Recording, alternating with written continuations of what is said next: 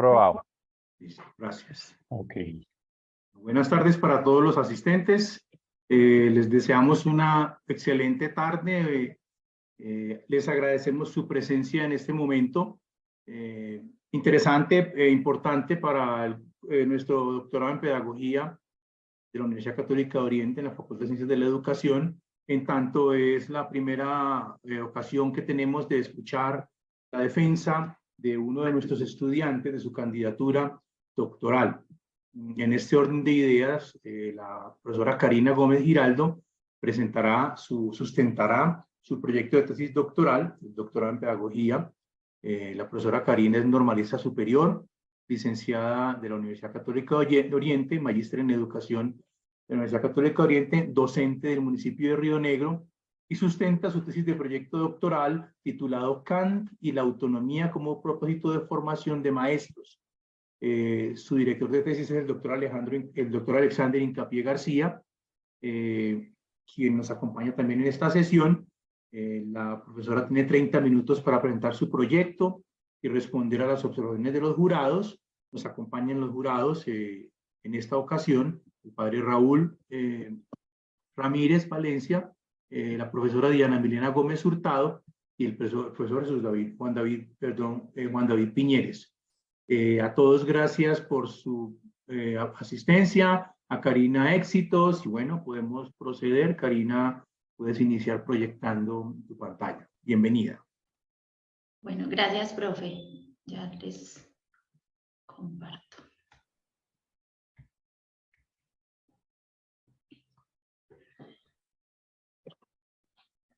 Perfecto, Karina, puedes proyectar, ya se está viendo.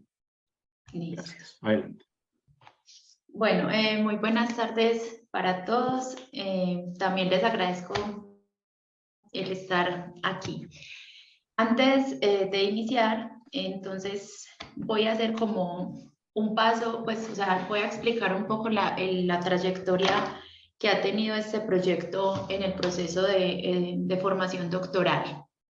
Bueno, yo inicié en el doctorado con una idea sobre la reflexión de las prácticas de los maestros a la luz de las pedagogías críticas en Latinoamérica, que luego se fue transformando en una reflexión crítica entre la disparidad y la práctica, ¿cierto?, de la educación colombiana contemporánea a la luz de las pedagogías críticas. Pero después de, digamos, el primer semestre, de algunas observaciones de mis compañeros, de los docentes de los diferentes seminarios, terminó el primer semestre de formación doctoral con la idea reflexión crítica sobre la autonomía en la formación de los maestros en Colombia. Bueno, ya para el segundo semestre que me es asignado el director de tesis, el profesor Alexander Hincapié, y reconociendo que una de las categorías centrales del proyecto era autonomía y la formación de los maestros, empiezo a encaminar pues las lecturas y también pues después de recibir otras observaciones, presento ya para finalizar el segundo semestre del producto la autonomía moral como propósito de formación del maestro. Entonces, acá pues ya se identifica que la autonomía es un concepto moral, ¿cierto? Que es un concepto de origen moral, y comienzo entonces a identificar que la fuente para lograr el propósito de este proyecto no es una fuente empírica, sino que es una fuente teórica, específicamente pues el filósofo Immanuel Kant, ¿cierto? Que toma la autonomía como la posibilidad de actuar conforme al deber. Lo que lleva pues a asumir el reto de hacer un trabajo del autor y nombrar el proyecto como ya hoy ustedes lo conocen, que es Kant y la autonomía moral como propósito de formación de los maestros. Muy bien, entonces luego de hacer pues esta presentación de la trayectoria que ha tenido la idea de investigación, comienzo la exposición del proyecto. El primer punto es el planteamiento del problema, que está compuesto por la descripción, por el estado del arte, la justificación y la pregunta de investigación. Acá pues están a las observaciones que me hicieron los tres jurados, la profesora Diana, el profesor Juan David y el padre Raúl. a modo general, pues en esta primera parte las observaciones que me hacen es que me remita a la obra crítica de la razón pura, donde pues toma Kant, ¿cierto?, el origen del concepto de autonomía. También me piden que tenga cuidado con algunas expresiones imprecisas y que además pues amplíe los conceptos teóricos desde la filosofía kantiana, entre otras observaciones. Bueno, entonces, para iniciar, entonces se toma la moral pues como uno de los aspectos fundamentales en el desarrollo del ser humano, que es, pues la moral es un distintivo pues que tenemos de la humanidad, que permite demostrar que un sujeto posee un uso adecuado de su capacidad racional. Y más que velar por ese desarrollo individual, la moral permite el desarrollo de sociedades mejores. Entonces, teniendo en cuenta esto, pues empezamos acá con Kant, que pues una de sus intereses mayores es la razón como facultad natural humana, y él comienza entonces haciendo un estudio de la razón pura, en donde intenta responder cuál es la estructura del entendimiento humano, qué y cómo puedo conocer, y cuál es el límite de la capacidad humana de conocer. Dentro de los límites que identifica Kant acá son Dios, la libertad y la inmortalidad, lo que lo lleva entonces a pensar, a comenzar a estudiar también la razón práctica, que la razón práctica pues es la que tiene influjo sobre la voluntad humana. La voluntad humana es el carácter del sujeto, entonces esa voluntad puede ser tanto mala como buena, ¿cierto? Y es determinada entonces por las inclinaciones inmediatas del ser racional. Entonces, retomamos aquí la razón práctica como la voluntad de un ser racional, ¿sí? Esta razón es la autora de sus principios independientemente de influjos ajenos, es decir, que se considera a sí misma libre. Y es propia entonces cuando está libre, pues está bajo esa idea de libertad. Su deber es pues que el querer sea válido tanto pues para la persona, ¿cierto? Sea una condición que vale para todos, ¿cierto? Para la persona y para los demás, es decir, bajo una condición de universalidad. Entonces ahí, perdón, se encierra el concepto de deber que implica cumplir unas leyes de la moralidad. Y a partir de esto, entonces, tener una conciencia de una ley para la acción en donde los principios objetivos de las acciones sean máximas. Estas máximas me permiten, entonces, pues, como tener una legislación moral, ¿cierto? Permiten tener una propia legislación. Retomando el concepto de libertad, Kant lo define, digamos, en su obra, en su tratado de la paz perpetua, como la posibilidad de las acciones que no perjudican a nadie. Y dentro de este mismo tratado, él expone una idea de mi libertad exterior, ¿cierto? En términos como jurídicos, donde dice que es esa facultad de no obedecer las leyes externas si no he dado mi consentimiento, ¿cierto? Es decir, Kant refiere acá a una obediencia razonada. Entonces, la libertad es una idea, ¿cierto? Es una idea que se le atribuye a todos los seres racionales, pero por el mismo carácter de idea, pues no puede ser demostrada en la experiencia, ¿sí? Y de ella se deriva la propiedad, de esa propiedad, perdón, de la libertad, se deriva la moralidad, ¿sí? Como propiedad de la voluntad. Entonces, es expresada a priori, es decir, que no se determina en la experiencia. Entonces, se supone que si somos seres racionales y se supone que somos seres racionales y dotados de voluntad bajo ese principio, pues, de libertad. Entonces, la propiedad de la voluntad de ser una ley para sí misma es la autonomía, ¿sí? Que se equipara acá entonces con el concepto de libertad de la voluntad. La autonomía me permite actuar según la máxima que pueda convertirse en ley universal, es decir, pues un imperativo categórico. Listo. Entonces, Kant aquí comprende que el desarrollo de esa buena voluntad, ¿cierto? Encaminada siempre a fines buenos, no se obtiene, pues no lo obtiene el sujeto por sí mismo, ¿cierto? Y teniendo en cuenta esto, entonces, equipara el problema moral con un problema formativo, ¿cierto? Pues el proceso hacia la moralidad, dice Kant en su obra Pedagogía, inicia en edades tempranas, ¿sí? Donde se desarrolla la capacidad de autodeterminarse, autogobernarse, es decir, darse leyes a sí mismo. Entonces, en esta obra concreta la tesis moral, cuando dice que la educación como arte lleva a que la especie se perfeccione de generación en generación. Entonces, como la moral del ser humano inicia en el terreno de la educación, se afirma que el hombre no es educado más que por hombres que igualmente están educados.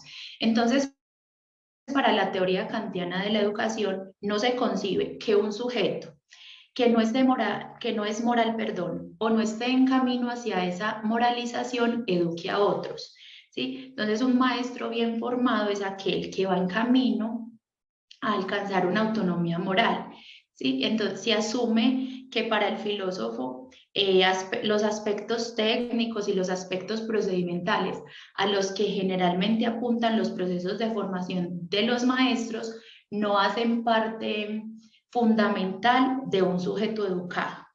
Concebir un sujeto que sea moral o que esté en el camino de la moralización, en este caso, el maestro implica que él mismo se reconozca como un sujeto de ilustración, como un sujeto ilustrado.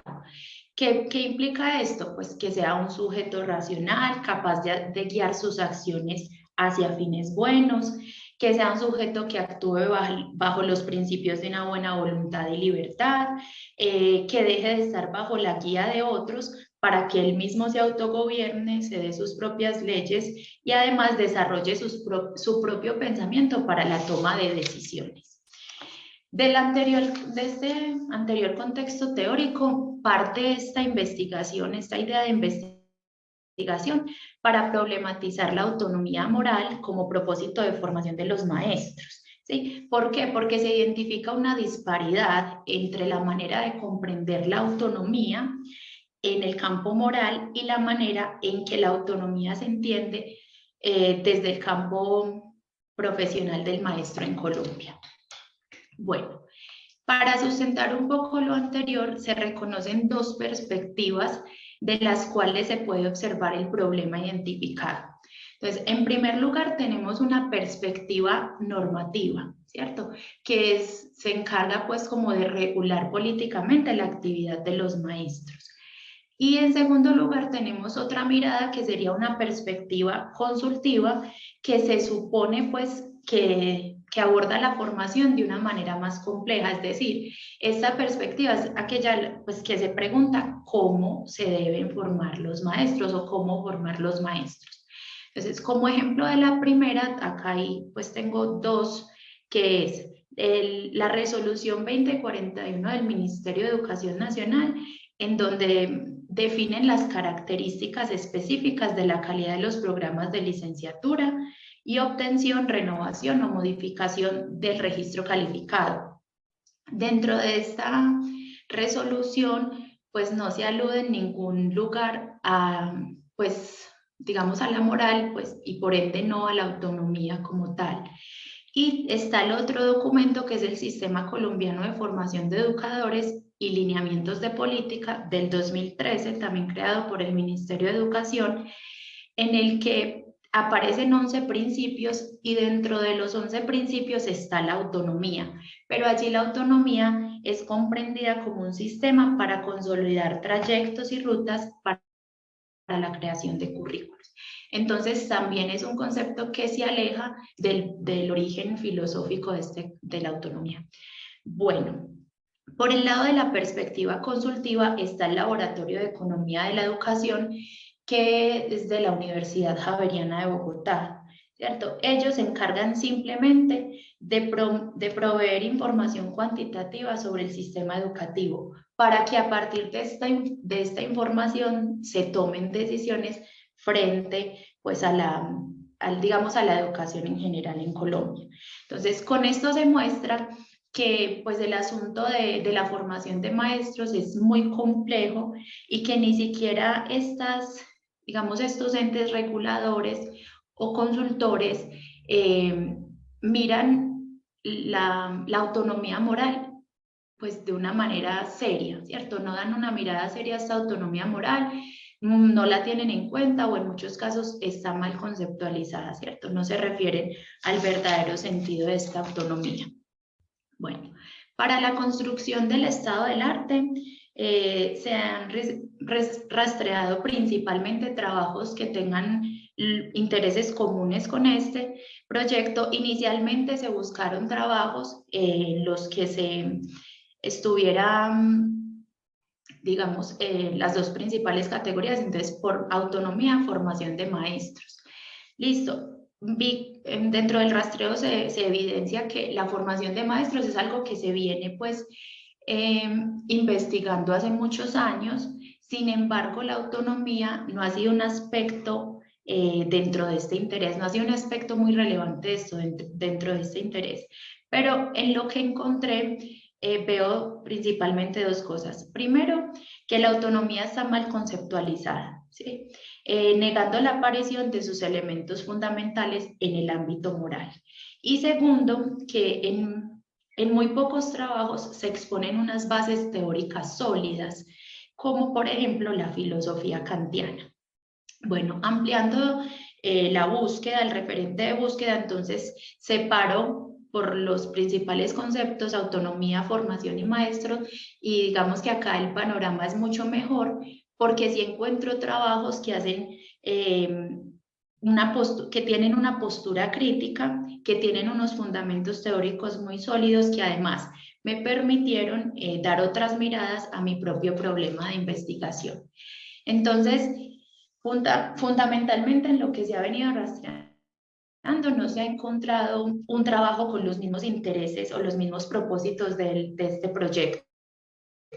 Y también pues tengo que aclarar que en esta parte ya tengo otros documentos que los mismos jurados sugieren para ampliar, digamos, la discusión en torno a este tema, ¿cierto? Incluso pues en otros idiomas como lo sugieren. Bueno, retomando, y ya para finalizar este primer punto, retomando pues a Kant en su obra de pedagogía, en el apartado de la educación física, dice que un hombre puede estar físicamente muy cultivado, puede tener un espíritu pues muy cultivado, pero tener un espíritu, perdón. Dice en su obra Pedagogía Textual, dice, un hombre puede estar físicamente muy cultivado, puede tener un espíritu muy formado, pero estar moralmente mal educado y ser una mala criatura. Entonces, la formación aquí, dice, debe responder en primer lugar a asuntos morales y reconoce la importancia del desarrollo de la autonomía moral del maestro como parte de su proceso de formación. Entonces, para direccionar este proyecto de investigación se construye la pregunta: ¿cómo contribuye la filosofía práctica de Kant para proponer la autonomía moral como propósito de formación de los maestros? Muy bien, en cuanto a los propósitos de la investigación, los jurados hicieron principalmente dos observaciones. Una es que revisáramos el objetivo general, sobre todo el verbo principal, y que parecía que quizás habían dentro de él dos objetivos. Y la segunda observación era que el cuarto objetivo específico estaba contenido en el tercero, entonces se puede prescindir de él. Estas dos observaciones pues las acatamos en conversación obviamente con el director de tesis, porque referente a la segunda nos vamos a la tabla que yo tengo de los elementos teóricos para resolver cada objetivo específico y me doy cuenta que en el tercer y cuarto objetivo tengo exactamente los mismos, entonces coincidimos, digamos, como en las observaciones que nos hacen aquí los jurados, quedando entonces los siguientes propósitos de la investigación. El primero, el objetivo general, es deducir la importancia de la autonomía moral como propósito de formación de los maestros a partir de la filosofía práctica de Immanuel Kant para contribuir a la ampliación del debate pedagógico en torno a este problema. Y como objetivos específicos entonces quedaron tres. Primero, presentar la arquitectura de la filosofía práctica de Immanuel Kant y su relación con la pedagogía como ciencia. Segundo, problematizar la mirada instrumental de la formación de maestros desde la perspectiva de la pedagogía kantiana. Y tercero, explorar la relación entre la autonomía moral y la formación de los maestros, desde los aportes de la obra de Immanuel Kant.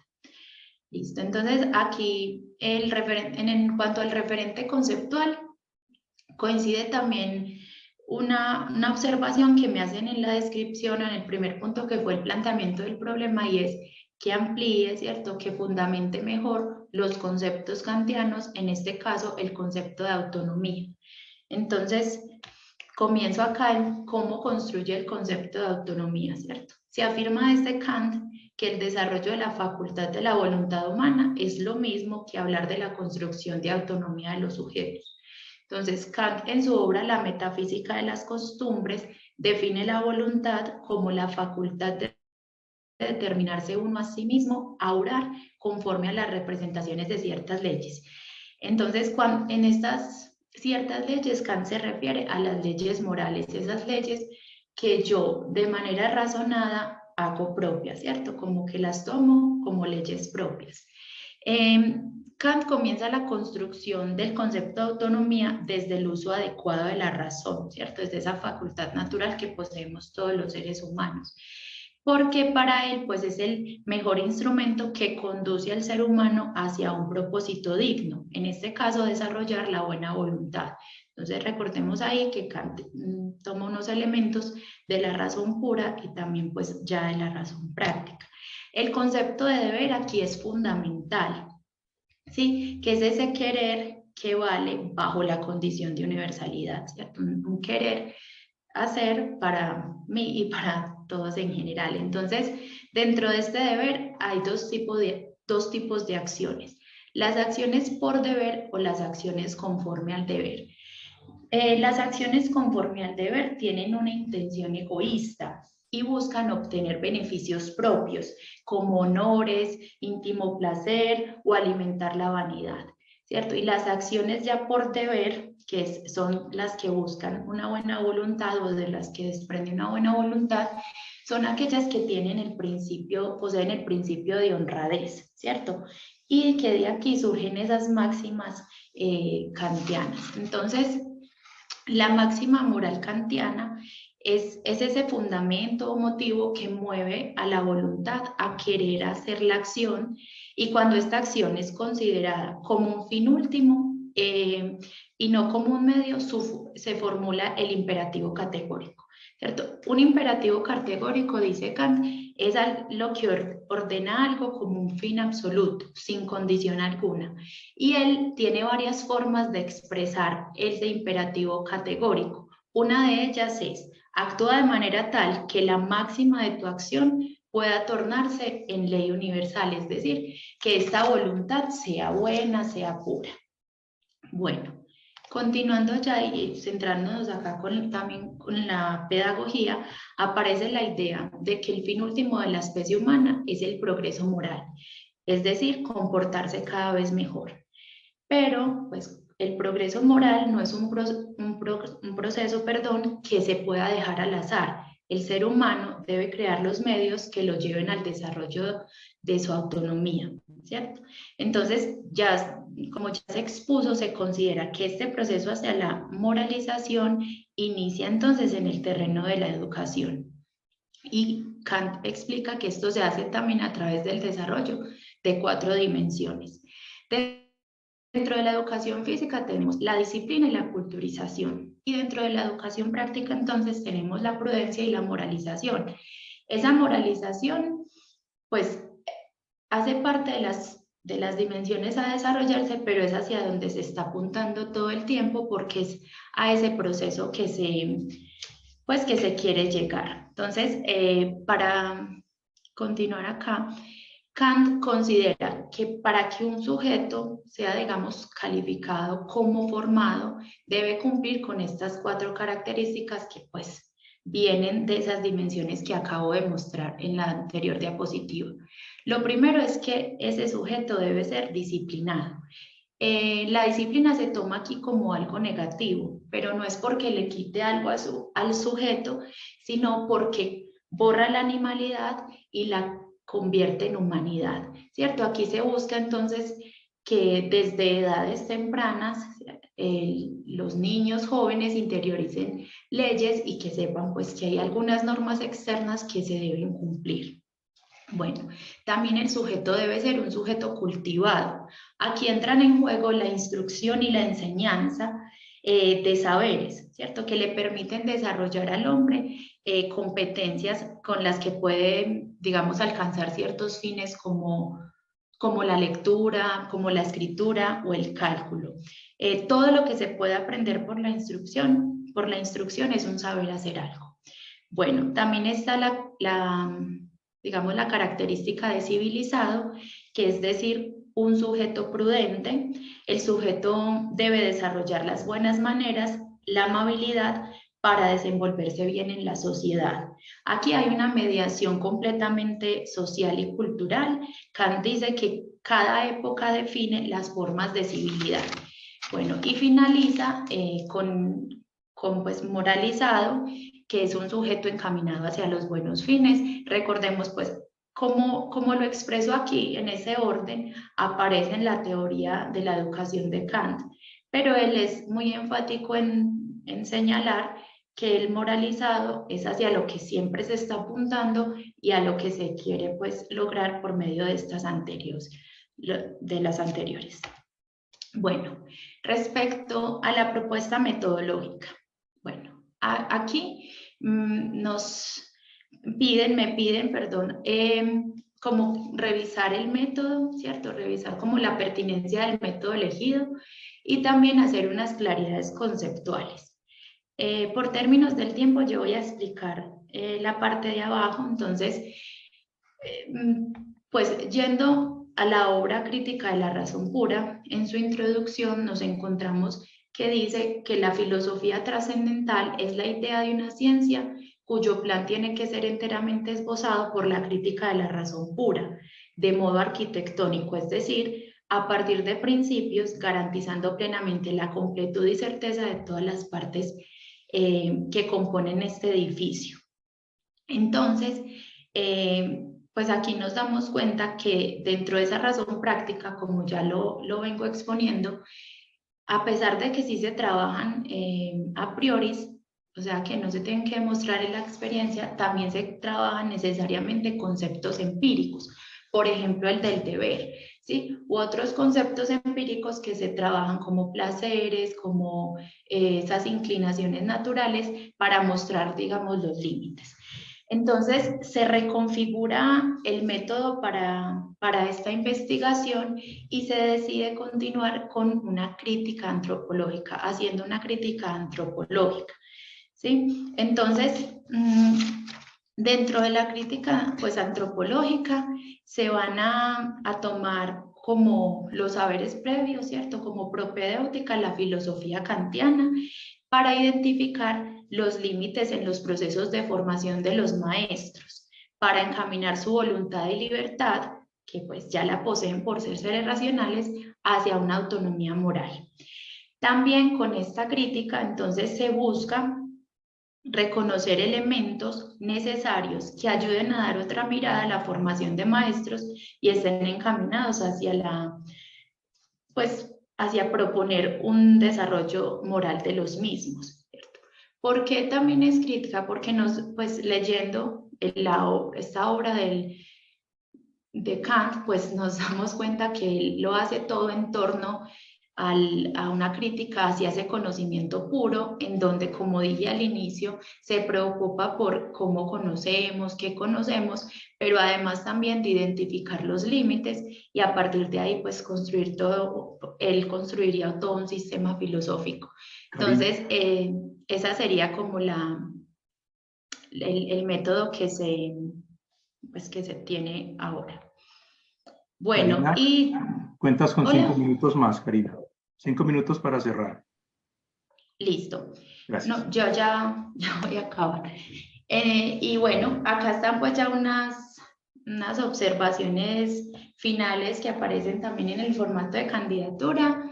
No, profe, yo ya es que yo puse acá también. Entonces, con esto termino. Muchas gracias a todos.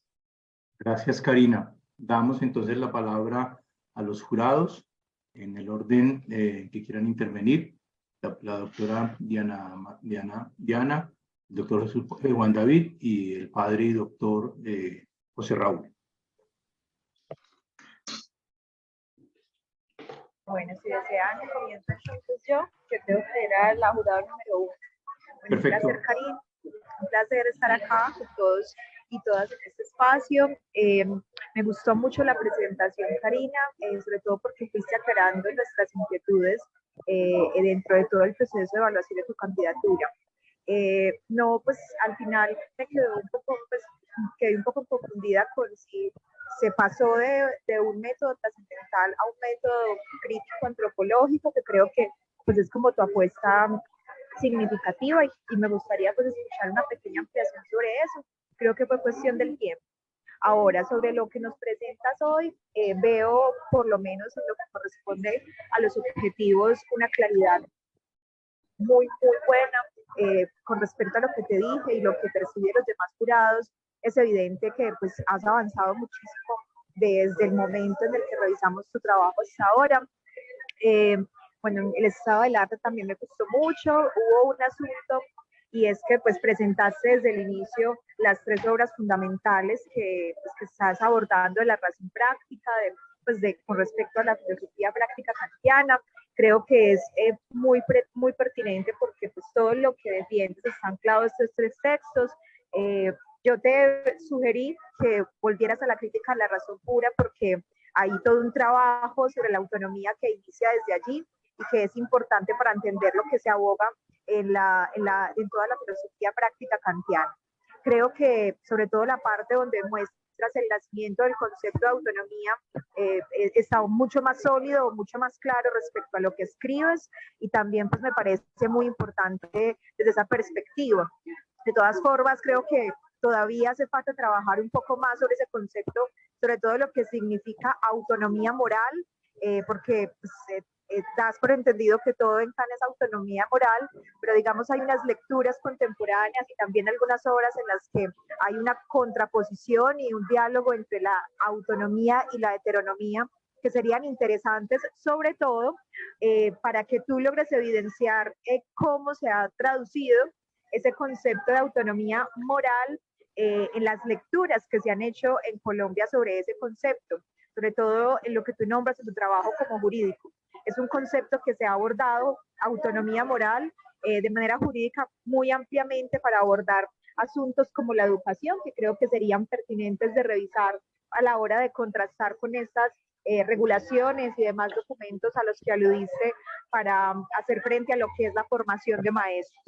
Pero en general te quiero felicitar porque es un trabajo muy bien estructurado, falta un poquito más de revisión, pero en general me parece que cumple con todo lo que debe tener una candidatura. Ese es mi comentario para ti. Muchas gracias, profe. Padre José Raúl. Sí, Karina, muchas gracias por todo este trabajo de investigación que está haciendo y está comenzando. Veo que tuvo muy en cuenta lo de los objetivos y ya veo con mayor claridad porque estaban bien redactados en lo que quería, pero en el momento de mirar en los verbos o en la forma de hacerlo, creo que no había lo de la claridad. Pero en la propuesta que hoy hace, sí se siente que hay mayor claridad en cuanto a estos objetivos. Lo segundo que me parece a mí bien interesante es ese diálogo que establece con claridad entre la pedagogía y la filosofía. Y ahora decían lo del método y se va viendo con mayor claridad ese aporte antropológico. Veo también así en el momento de expresar acá que ahondó y amplió un poco más esa relación que es bien importante en Kant sobre la autonomía y la libertad, porque hay veces va apareciendo más ese concepto de autonomía y el concepto de libertad va quedando a un lado, y son dos conceptos que bien caminan de la mano. Lo tercero que yo decía y que sí en el mismo comentario sería importante ahondar más en esas dos naturalezas que tienen que ver también con el pensamiento de Kant sobre la naturaleza de la necesidad y la naturaleza de la libertad.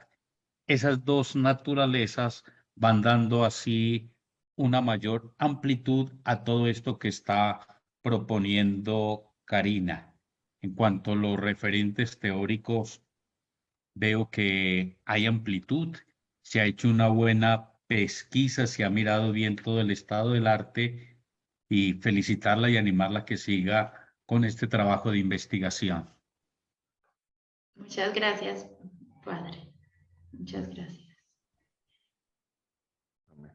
Gracias, padre. Profesor Juan David, adelante. Listo, ok. Bueno, hola Karina, ¿cómo estás? Hola, profe. Mm, Gracias.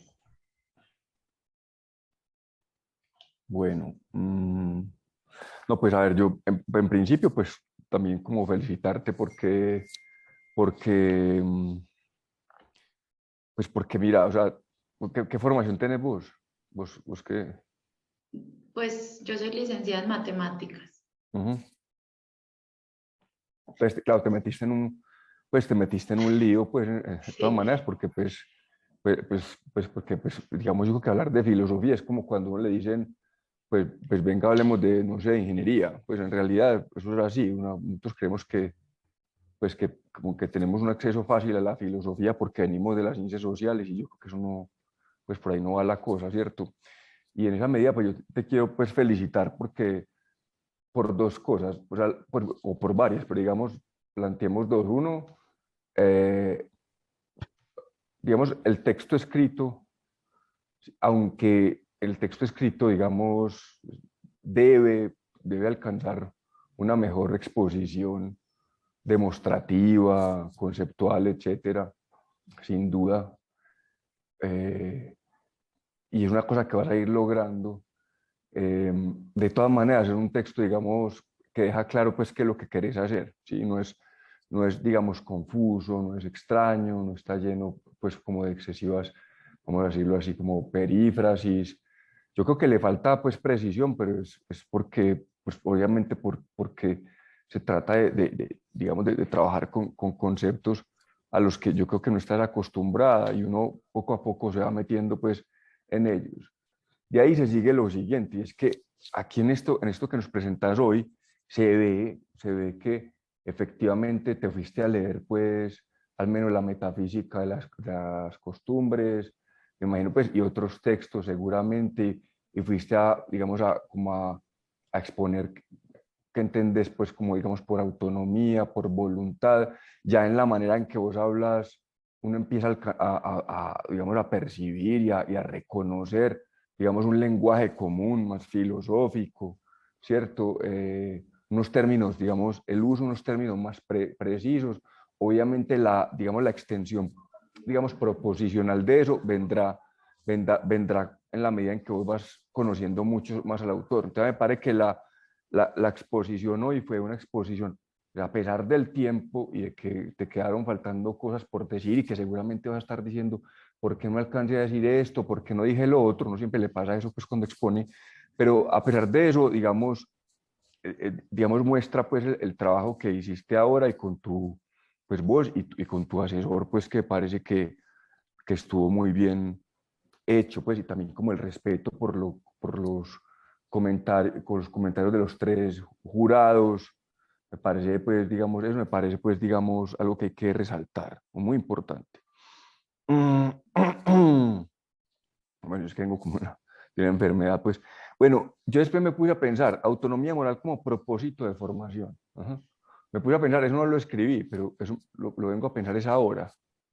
Y, y yo no sé, de todas maneras, en pedagogía se habla de fin de fin o de fines, ¿cierto? De la formación o fines de la educación. Es que el problema del propósito, o sea, hay una diferencia entre el fin y el propósito, ¿sí? Y es una diferencia semántica importante, pues, y semántica, digamos, conceptual fundamental, ¿sí? Pero una cosa es decir, por ejemplo, cuando pensamos en la acción, pues no pensemos en Kant, no estamos hablando, digamos, digamos, del uso práctico de la razón, sino que pensemos, por ejemplo, el concepto aristotélico de praxis, ¿cierto? Pues es un concepto que nos dice que el fin es inmanente a la actividad, ¿sí? Es decir, el fin, pues nadie dispara una flecha buscando no dar en el blanco, ¿cierto?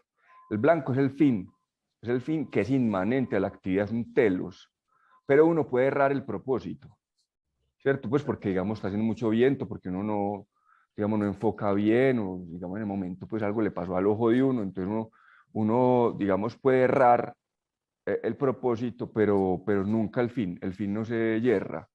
Y en esa medida, pues, si vos estás pensando en Kant, creo que de lo que se trata es precisamente, digamos, de la formación como fin, no como propósito, por lo que acabo de decir, pues, porque digamos que pues, que si uno es kantiano, pues, pues sí, digamos que la formación no es algo que se ha alcanzado de una vez y para siempre, pero no es un propósito, es un fin, ¿sí? Aunque se vaya, digamos, desplazando, aunque, digamos, nunca se alcance completamente en la medida en que el fin como ideal tiene precisamente su racionalidad, en que no es, o digamos, no existe, sino que debe existir, si lo pensamos así desde el punto de vista práctico, un fin es eso, no por eso, pero no es igual a un propósito, no sé si me hago entender, Sí, es que profe. un propósito, digamos, tiene una carga, digamos, vamos a decirlo así, empírica, ¿sí? Mientras que el fin no, al contrario, la racionalidad del fin está precisamente en su no realización, ¿sí? Pero que, digamos, tiene esta capacidad o esta fuerza, digamos de orientar en este sentido de la actividad. Entonces yo cambiaría eso de creo, pues, lo discuten ustedes, no haría autonomía moral como propósito, porque no es el propósito, pues, propósito, digamos, pues el propósito digamos, muy lábil. Yo me propongo hoy, pues, comer menos azúcar, ¿no es cierto? Pero esto es otra cosa, pues. Bueno, entonces, como para que lo penses. Yo, es que no alcancé a copiar, no sé si puedas mostrarme otra vez los objetivos. Yo estoy de acuerdo en que bacano porque cambiaron, pero si me los puedes mostrar otra vez.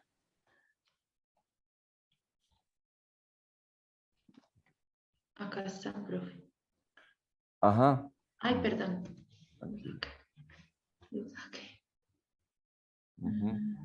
Propósitos. Listo.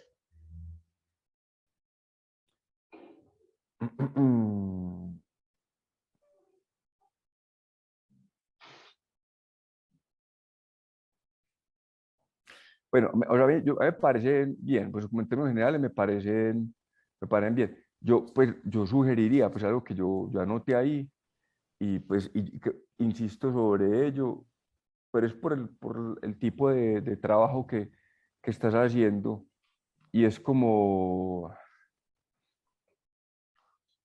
pues yo no sé si se trata de presentar, por ejemplo, la arquitectura, a la arquitectónica kantiana, en términos de su filosofía práctica y la relación con la pedagogía. Yo creo que pues eso es como una cosa muy enorme, ¿cierto? Pues seguramente vos lo vas a ir entendiendo y vas a ir deduciendo, estoy de acuerdo, digamos, eso, pues esas relaciones. Ahora, eso es como una tarea de tu investigación. Pues yo lo que diría es que no habría que ver en la arquitectónica o en la arquitectura, sino en elementos concretos. Por ejemplo, y eso ya lo hemos hablado, puede ser, o sea, digamos, y hoy lo dijiste y te lo estaba diciendo también el padre, que me parece importante, la relación necesidad-libertad. O sea, la libertad, digamos que o sea, las relaciones, el tipo de relación, yo no sé cómo llamarle a eso, entre una libertad pura, ¿cierto? Una libertad trascendental, y la libertad empírica, ¿cierto? Que aparece más, pues, digamos, en el trabajo antropológico y pedagógico, ¿cierto? Pero de todas maneras, igual, como hay un propósito moralizador, siempre hay un elemento práctico también en toda antropología y en toda pedagogía.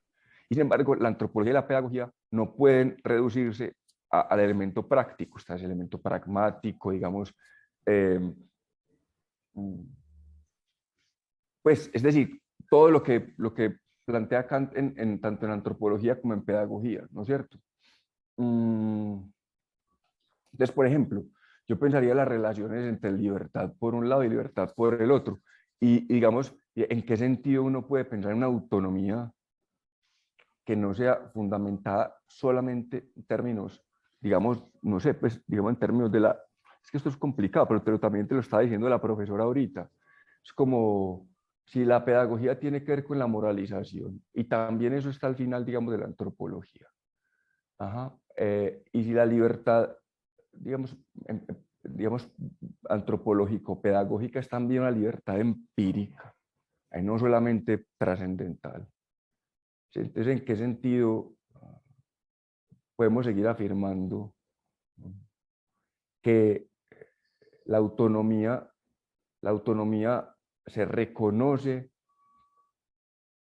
digamos, en esta forma proposicional que es el imperativo categórico, ¿sí? En la forma S debe ser P. O sea, ¿en qué sentido? O sea, si aquí lo que importa es la forma, desde el punto de vista, digamos, práctico, lo que importa es la forma, no el contenido, no el resultado, ¿sí? Pero desde el punto de vista pragmático, antropológico y pedagógico, no solamente importa la forma, sino también las relaciones humanas concretas. Entonces, ¿en qué sentido podemos nosotros hablar de realmente autonomía? ¿Sí? Sí me hago entender lo que te quiero decir. Si la autonomía, desde el punto de vista práctico, pues digamos, en última, la autonomía es una forma, ¿sí? Es una forma, o sea, es el imperativo. No importa el contenido de la acción, no importa el resultado de la acción. Lo que importa es que esa acción sea, digamos, empujada por los mismos criterios racionales del actuar. Son criterios, y ya que esos criterios son, básicamente es esto, ¿no? S debe ser P. O sea, como dice García Morente, Juan debe ser veraz, y debe ser veraz porque no lo es, porque de hecho no lo es. Pero desde el punto de vista pragmático, esto es empírico, antropológico y pedagógico. También se piensa en la libertad, y por tanto, si se piensa en la libertad y se piensa en la moralización, lo cual es cierto, entonces, ¿qué pasa ahí? Pues, digamos, ¿qué tipo de autonomía es esa? Pues no sé si me voy a entender, ¿sí? Bueno, eso es como otra y que, bueno, lo que yo estaba pegando respecto a los objetivos, ¿sí? Pues porque, digamos, la arquitectura de la filosofía práctica y la relación con la pedagogía me parece como muy grande todavía, sino como irlo reduciendo al concepto, no sé, al concepto de libertad, no sé, pues digamos ya ese tipo de cosas se puede ir, digamos, se puede ir como mirando. Otra cosa, o sea, de todas maneras, a mí el verbo general, yo ahí no sé, ahí sí me declaro como un poquito,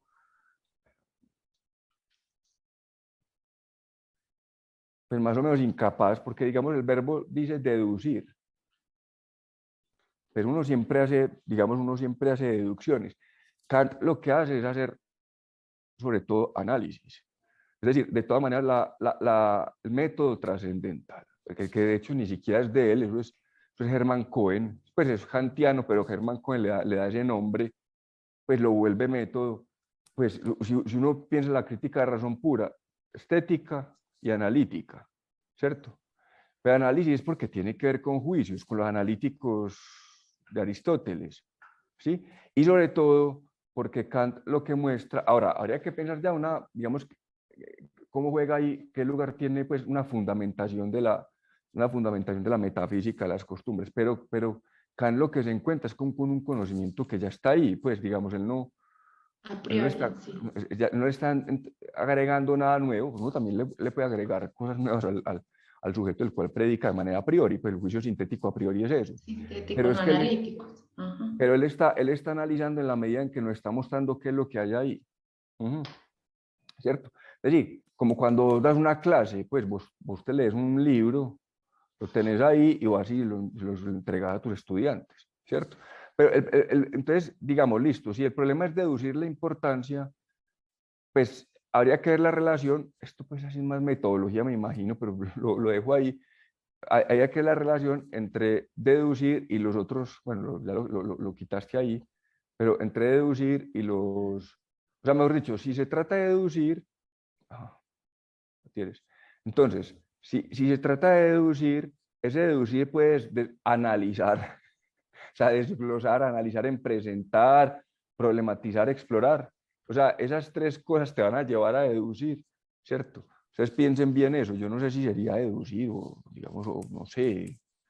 Yo creo que yo diría que hay que hacer análisis, ¿cierto? Uno realmente, uno hace análisis y en el caso tuyo, pues también síntesis en la medida en que se supone que le vas a agregar algo nuevo al conocimiento pedagógico, porque vas a ver, digamos, el modo en que la filosofía práctica kantiana contribuye al problema de la autonomía en la formación de los profesores, ¿cierto? O sea, digamos, ya ahí, eso que a esas tesis a las que vas a llegar, pues ya, ahí, ya tiene un carácter, digamos, pues por supuesto de orden sintético, ¿cierto? Pues no, Karina, no, ya, yo creo que ya, hasta ahí, ya me quedo callado, yo creo que ya, pues me parece que está muy bien, estoy como enfermo todavía, bastante, apenas saliendo. Eso no me deja pues como pensar del todo bien, pero no, insisto, pues como felicitarte y felicitar, por ejemplo, el buen trato que nos diste. Yo creo que al final hay una cita que quedó extraña, que ibas a hablar del concepto de deber, pero yo diste algo así como que el deber es un deber empírico. A mí no me quedó claro eso. No sé por qué. Sí, así lo dijiste. Yo creo, tal vez por la rapidez. Que es un querer que vale, pues como que tiene ese sentido universal, o sea, que vale para el propio sujeto que decide y para los demás. Pero, ay, no sé, tal vez me equivoqué, profe. Sí, y yo creo que la cita, algo, fíjate a ver que creo que hay algo en la cita, pues en el pasaje, creo que algo quedó raro. Mostrar a ver si. Acá. No, al final. Ah, perdón. No, eso estuvo muy bueno, eso me gustó mucho, todo estuvo muy bueno ahí. Seguí. No, más allá. Ahí. Es que yo creo que me parece. Dice, aunque los principios supremos de la moralidad y sus conceptos fundamentales constituyen conocimientos a priori, no pertenecen a la filosofía trascendental, ya que si bien ellos no basan lo que prescriben en los conceptos de placer y dolor, deseo, inclinación, etcétera, que son todos de origen empírico, es que como que quedó cierto que quedó algo raro ahí. Sí, perdón, profe, yo cojo el libro. Y acá lo tengo.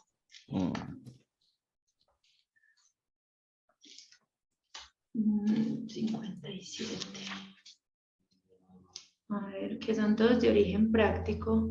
Al construir un sistema de moralidad, sí, pura, tienen que dar cavidad necesariamente a estos conceptos empíricos. En el concepto